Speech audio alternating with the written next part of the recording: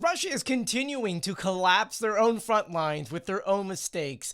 And this time, you may know that yes, okay, Starlink is gone, Telegram is gone. Now they're going after WhatsApp.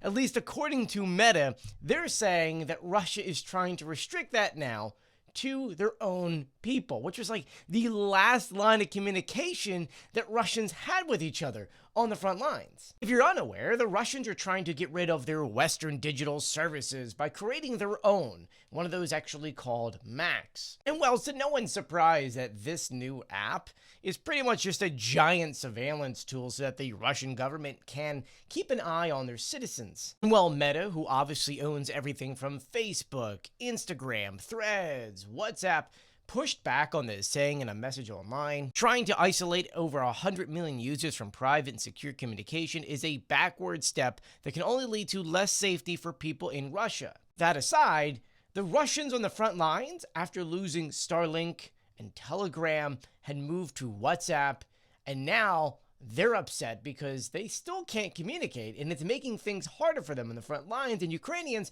are taking full advantage of this. With some Ukrainians even tricking the Russians into sending them money. Because remember, the Russians are trying to get Ukrainians to essentially give up their usernames and their emails so they can get a registered Starlink. So the Ukrainians found a funny way of tricking the Russians, and the Russians then send money, they don't get connectivity, and at the same time, the Russians, their location gets found. But I'll be sure to keep you guys updated on this, so please do share my videos and follow me for more.